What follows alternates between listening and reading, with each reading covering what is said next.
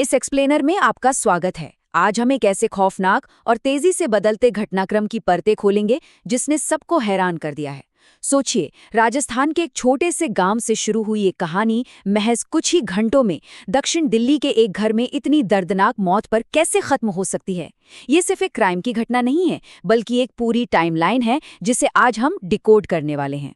Police reports और facts के आधार पर हम स्टेप बाय स्टेप समझेंगे कि कैसे दो अलग अलग राज्यों के तार इस कथित अपराध से जुड़ गए। तो चलिए, बिना किसी देरी के सीधे इस टाइमलाइन में उतरते हैं। इस पूरी कहानी का सबसे शॉकिंग खुलासा होता है बुधवार की सुबह। जरा उस मंजर की कल्पना कीजिए। दक्षिण दिल्ली का पॉश कैलाश हिल्स इलाका।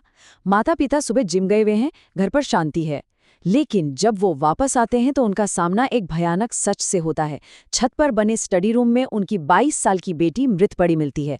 वो एक IRS अधिकारी की बेटी थी। इन्वेस्टिगेटर्स के मुताबिक कथित तौर पर एक मोबाइल चार्जिंग केबल से उसका गला घोटा गया था। कोई भी ये देखकर सुन रह जाएगा। लेकिन इस कहानी की असली शुरुआत दिल्ली के इस घर में हुई ही नहीं थी।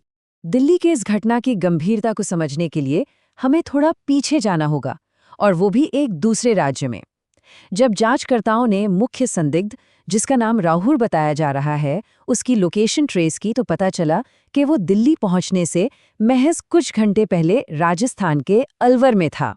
यानी दिल्ली में जो कुछ भी हुआ वो दरअसल एक बहुत बड़ी और हिंसक चेन रिएक्शन का सिर्फ आखिरी हिस्सा था।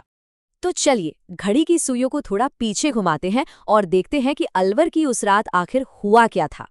पुलिस की टाइमलाइन के हिसाब से घटनाएं बहुत तेजी से घटी। मंगलवार शाम 7:30 बजे राहुल अपने एक दोस्त के साथ ढोलन गांव में एक शादी अटेंड करने जाता है। सब कुछ नॉर्मल लग रहा था, लेकिन रात करीब 10:30 बजे वो अकेला गांव लौटता है और आरोप है कि उसने अपने उसी दोस्त के घर की कुंडी खुलवाई और उसकी पत्नी का यौन उत्पीड़न किया। रात 11:30 बजे वो पीड़िता रोते हुए अपने पति को फोन पर सब कुछ बताती है। राजगढ़ पुलिस स्टेशन में शिकायत दर्ज होती है और आप देखिए, ये वो ट्रिगर पॉइंट था जिसने उस भयानक घटनाक्रम की शुरुआत की, जिसका अंत अगली सुबह दिल्ली में हुआ।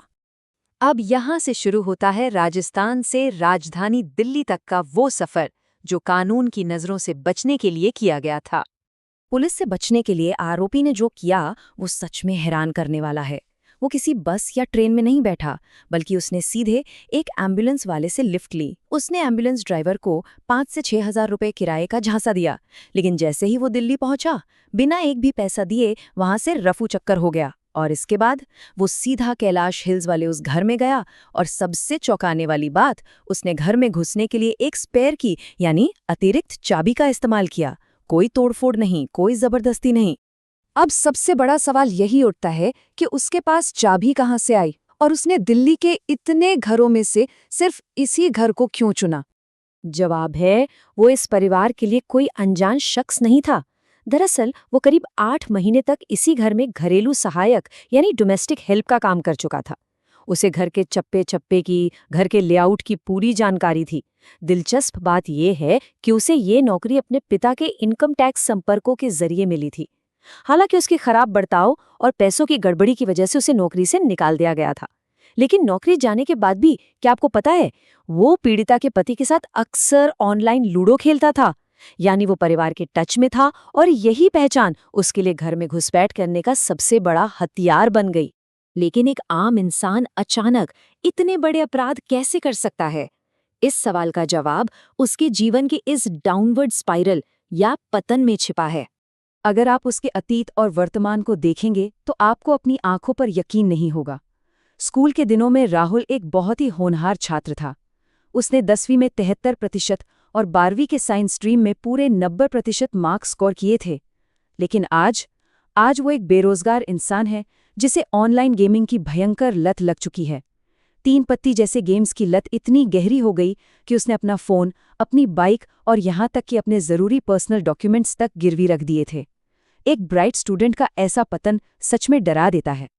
और इस भयानक लत का नतीजा क्या हुआ? 7 लाख रुपए का कर्ज।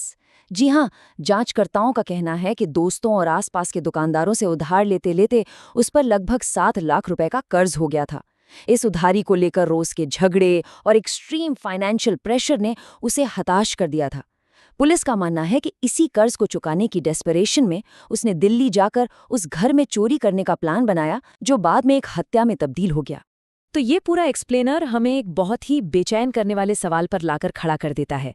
जरा सोचिए, कैसे एक होनहार साइंस स्टूडेंट जिसका भविष्य इतना उज्जवल हो सकता था, वो ऑनलाइन गेमिंग के कर्ज में इस कदर डूब जाता है कि महज कुछ ही घंटों के अंदर 2 राज्यों में हिंसा और अपराध की ऐसी लहर पैदा कर देता है। ये महज एक क्राइम स्टोरी नहीं है, बल्कि हमारे सिस्टम और समाज में मौजूद गेमिंग एडिक्शन के उन रेड फ्लैग्स की तरफ एक बहुत बड़ा इशारा है जिन्हें हम अक्सर इग्नोर कर देते हैं। इस पूरी घटना से आपको क्या लगता है? क्या एक लत वाकई इंसान को इस हद तक ले जा सकती है? इस एक्सप्लेनर में हमारे साथ जुड़ने के लिए आपका बहुत बहुत शुक्रिया।